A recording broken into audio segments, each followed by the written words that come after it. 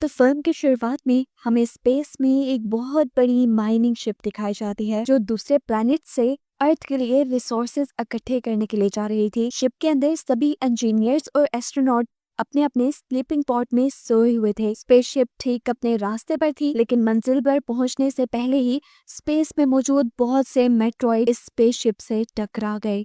Meteoroids का size बहुत बड़ा था, जिससे इस माइनिंग शिप को अच्छा खासा नुकसान पहुंचा। अभी इसके पॉड स्पेसशिप से छूट कर इमरजेंसी लैंडिंग करने लगे और ऐसे ही एक एस्केप पॉड में हमें एंडी को दिखाया गया। वो हाइबरनेशन ड्रग्स की वजह से सो रहा था, लेकिन स्पेसशिप के खतरे में आते ही उसका एआई उसे जगाता है और उसे इमरजेंसी लैंडिंग के लिए तैयार करता है। उसकी सूट की ऑक्सीजन फुल करता है, जिसके बाद एआई के ही रोबोटिक आर्म्स उसे एक अजीब सा सूट पहना देते हैं। एंडी के पॉड से बाहर देखा गया तो एंडी जैसे बहुत से और एस्केप पॉड्स तेजी से किसी दूसरे प्लेनेट पर लैंड कर रहे थे, लेकिन वहां का एटमॉस्फेयर अच्छा ना होने की वजह से कई पॉड उस प्लेनेट पर लैंड करने से पहले ही ब्लास्ट हो जाते हैं और उसमें मौजूद एस्ट्रोनॉट्स और इंजीनियर्स मारे जाते हैं। इन्हीं सभी पॉड्स के साथ एंटी का पॉड भी इसी प्लेनेट के पहाड़ी इलाके पर क्रैश लैंड करता है। क्रैश लैंडिंग की वजह से एंडी अपने पॉड में ही बेहोश हो गया और उसे होश आया अपनी फैमिली की यादों से। एंडी के होश में आते ही एंडी का एआई उसे फौरन इस पॉड से निकल जाने को कहता है, लेकिन पॉड में खराबी की वजह से वहाँ की सारी ओपनिंग जाम हो गई थी। एंडी ने जब अपने इमरजेंसी इक्विपमेंट्स देखे तो उसमें फ्लेयर गन भी नहीं थी, क्योंकि एंडी एक छोटा इंजीनियर था और उनकी कंपनी ने सभी फ्लेयर गन्स सीनियर्स को दी थी। वो अकल लगाता है यहाँ और अपने पास पड़ी हुई एक हथौड़ी टाइप किसी चीज से अपने पॉड की विंडो तोड़कर बाहर निकलने की कोशिश करता है,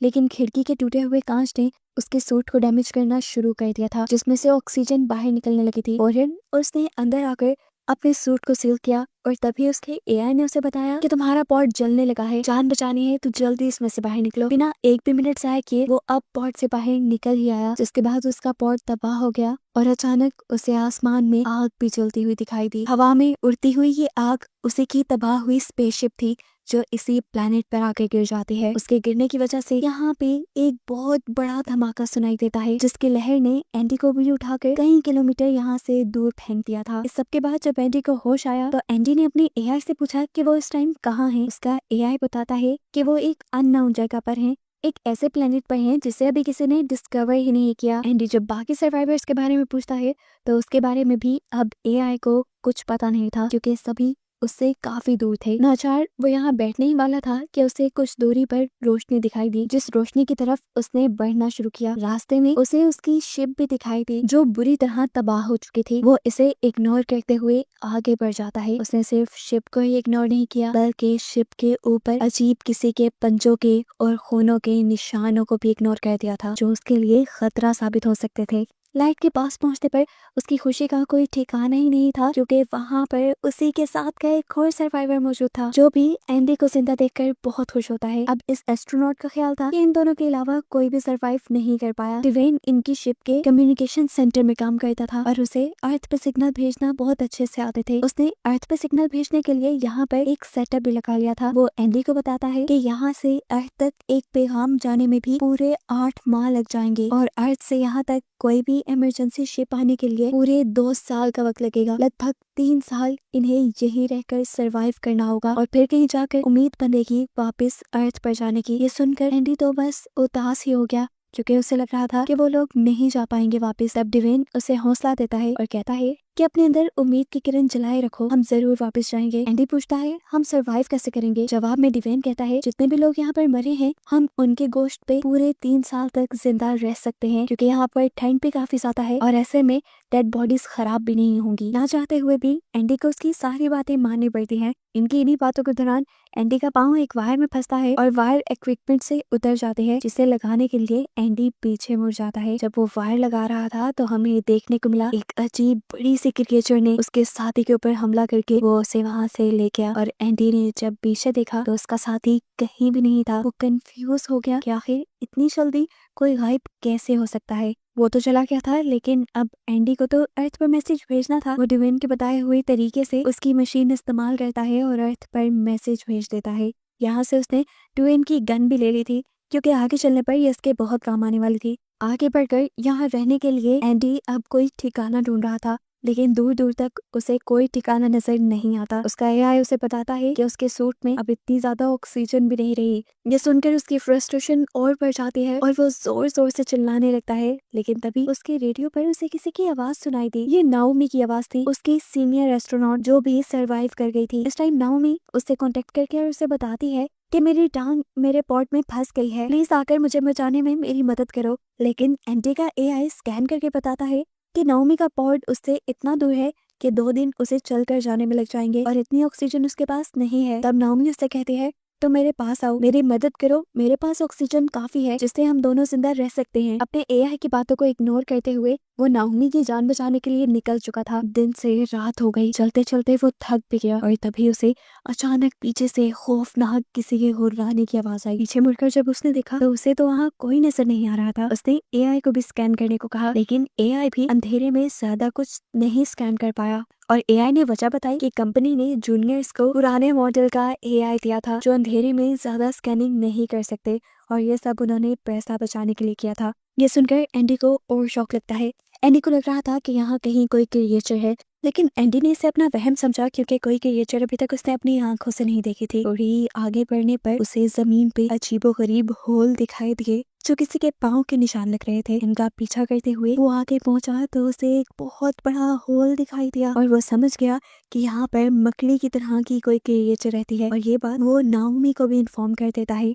डरकर वो यहाँ से भागने वाला था कि तभी उसके एआई ने स्कैन करके बताया कि उसके बहुत से मेंबर्स यही आसपास उसके इर्द गिर्द ही हैं। वो देखता है कि उसके वो मेंबर्स चलते हुए उसके करीब भी आ रहे थे और जब वो रेडियो के जरिए उनसे कांटेक्ट करने की कोशिश कर रहा था तो किसी ने भी उसे रिस्पॉन्ड नहीं किया और वो समझ गया कि जरूर उसके सभी साथियों को इन स्पाइडर जैसे एलियंस ने हमला कर खा लिया होगा और उनके पेट के अंदर से ही ये सारे सिग्नल आ रहे हैं। अभी वो यही सब सोच रहा था कि उसे दोबारा से वही खौफनाक आवाजें अपने आसपास से सुनाई देने लगी, जैसे कोई क्रिएचर एलियन उसकी तरफ बढ़ रही हो। वो अपने हेलमेट की लाइट भी बंद कर देता है और वहीं छुप जाता है, लेकिन क्रिएचर शायद अभी भी उसे देख पा रही थी। वो उसकी तरफ बढ़ रही थी जिससे बचने के लिए एंडी अपने हाथ में पकड़ी हुई फ्लेयर गन से उसके ऊपर हमला कर देता है। जहाँ रोशनी होने पर सारी क्रिएचर्स उसे देख लेती हैं और सभी उसके पीछे पड़ जाती हैं और ऐसे उसे ये बात पता चल जाती है कि एलियंस रोशनी में उन्हें ज्यादा अच्छे से देख पाएंगे। खैर जितने भी एलियंस उसके पीछे पड़े थे उनसे बचने के लिए ये भागने लगा और भागते भागते एक बड़ी सी पहाड़ी से नीचे गिर गया।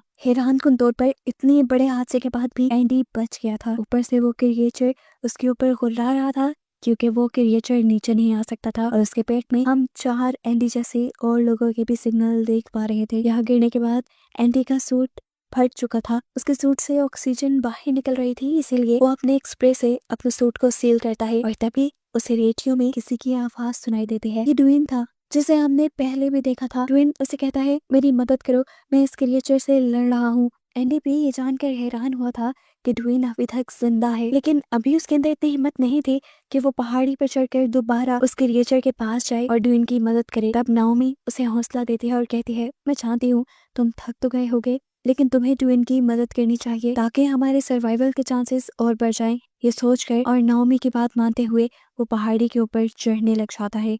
ऊपर पहाड़ी पर चढ़ने के बाद उसने देखा कि ड्वेन बड़ी बहादुरी से एक टाइम में दो क्रिएचर से लड़ा और फ्लेयर गन से उनके ऊपर हमला कर रहा था। उसने जैसे ही एंडी को देखा तो थोड़ा सा डिस्ट्रैक्ट हो गया और पीछे से आने वाली एक क्रिएचर ने उसे पकड़ कर मार डाला।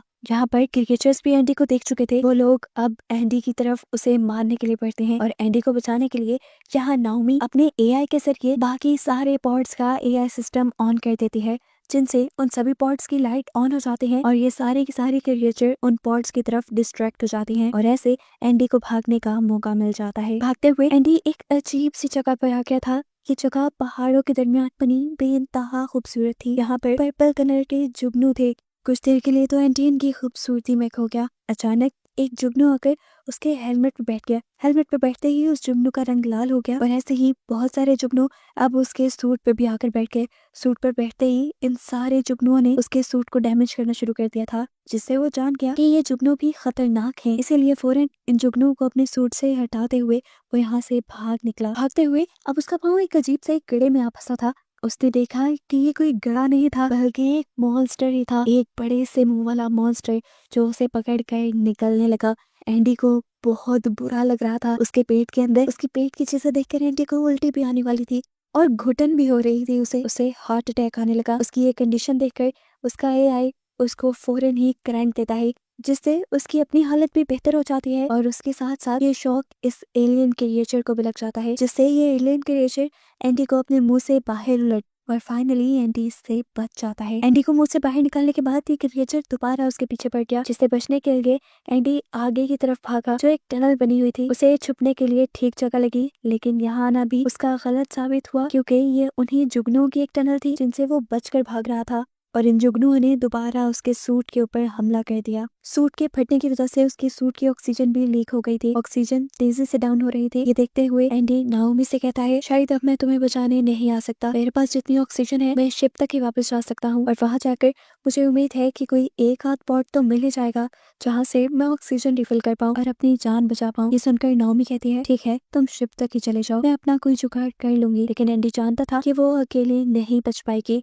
इसीलिए वो अपनी जान खतरे में डालकर नाओमी को ही बचाने का सोचता है और तेजी से भागता है नाओमी की तरफ, ताकि जल्द से जल्द वो नाओमी के पास पहुंच जाए। नाओमी के बहुत करीब पहुंचते ही उसकी ऑक्सीजन बिल्कुल कम हो गई थी, लेकिन फिर भी वो किसी तरह अपने आप को घसीटते हुए नाओमी तक पहुंच गया और नाओमी के पॉट पे आने के बाद वो बिल्कुल बेहोश होते हुए नीचे गिर। नाओमी फौरन अपने पॉट का दरवाजा खोलकर एंडी को अंदर ले लेती है और ऑक्सीजन मिलने पर एंडी को होश आ जाता है। यहाँ एंडी देखता है कि नाओमी का पाँव फंसा हुआ था, इसीलिए वो निकल नहीं पा रही थी। वो एंडी के पाँव को जब निकालने की कोशिश करता है तो एंडी को बहुत दर्द हुआ। यहाँ पे कोई ऐसी चीज भी नहीं थी जिससे ये लोग उसके पाँव को छुड़ा सकते। तब नाओमी की इमरजेंसी केस को खोलकर दो चार चीजों को मिलाते हुए एंडी एक लीवर बनाता है और उसकी मदद से वो नाओमी की टांग को बाहर निकालने में कामयाब हो जाता है। इतना बुरा फंसने की वजह से उसकी टांग हल्की सी फ्रैक्चर हो गई थी, लेकिन ये तो शुक्र था कि उसकी जान बच गई। ये लोग अब अपने रिपेयरिंग स्प्रे और फ्लेयर गन को लेकर यहाँ से बाहर निकलते हैं। जहाँ बाहर निकलते ही बहुत सारे क्रिएचर्स ने उन्हें आसपास से घेर लिया था। उनसे बचने के लिए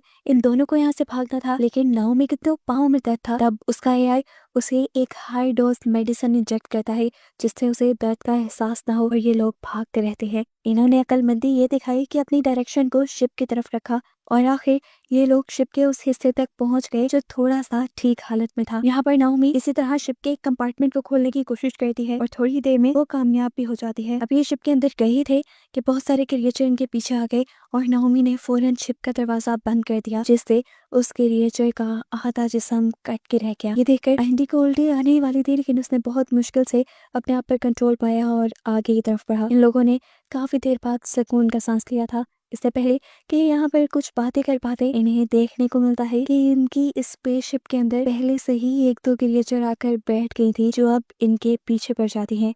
इनसे बचने के लिए ये लोग जल्दी से एक और कैबिन में जाकर वहां का दरवाजा बंद कर लेते हैं और इन्हें पता चलता है कि यहाँ पर आकर तो इन्होंने सबसे बड़ी गलती कर दी, क्योंकि ये एक गैस चैम्बर था। बेबसी में एंडी दरवाजे को मारने लगा, लेकिन कि दरवाजा अब खुल नहीं रहा था। यहाँ फंसने के बाद इनके पास कोई और रास्ता नहीं था सिवाय इसके कि ये लोग आपस में ही एक दूसरे से बातें करें।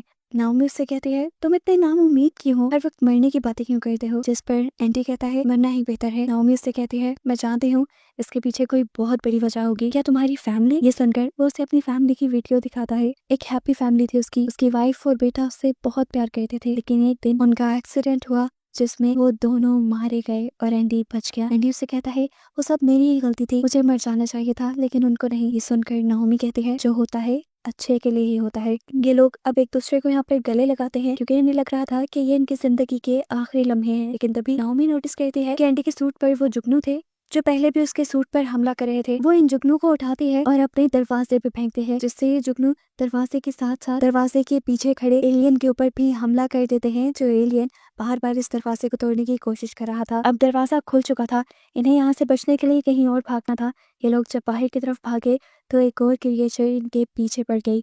इससे ये लोग कैसे जान छुड़वाते? तब नाओमी को एक आइडिया आता है। वो कहते हैं कि हम लोग इसे स्केप पॉड के नीचे ले जाकर मार देंगे, लेकिन इमरजेंसी स्केप पॉड के छूटने में भी 15 मिनट लग जाते थे। इसीलिए ये लोग प्लान बनाते हैं और एंडी डिसाइड करता है पहले स्केप पॉड तक पहुंचने का। स्केप पॉड स्पेसशिप के निचले हिस्से में था और वहां तक जाने के लिए इन्हें काफी टाइम लग जाता, लेकिन जब ये देखते हैं कि वो क्रिएचर इनके पीछे है तो ये दोनों बिना डरे जंप कर देते हैं और वो क्रिएचर भी अपने बड़े बड़े पाँव स्पेसशिप में फंसाते हुए इनके पीछे आ जाती है। एंडी स्केप पॉड में बैठकर उसे ऑन करने की कोशिश करता है, जबकि नाओमी अपने आप को एक ट्रैप के अट्रैक्शन की तरह बनाकर क्रिएचर को अपने पीछे लगाते हुए उस एस्केप पॉड तक लेकर आती है जिसमें एंडी उसे रिलीज करने के लिए बैठा था। क्रिएचर के ठीक एस्केप पॉड के नीचे आते ही एंडी के एस्केप पॉड भी रिलीज हो जाता है और फाइनली इनकी जान उस क्रिएचर से बच जाती है। एस्केप पॉड के नीचे गिरने की वजह से ऊपर एक बहुत बड़ा शॉक लगा था। हमें पता चला था कि इस एस्केप पॉड में इतनी एनर्जी नहीं थी कि वो रिलीज कर पाए। उसको एनर्जी देने के लिए एंडी ने अपने सूट की सारी एनर्जी यूज कर ली जिसके नतीजे में अब वो मारा गया था। उसने सेक्रीफाइस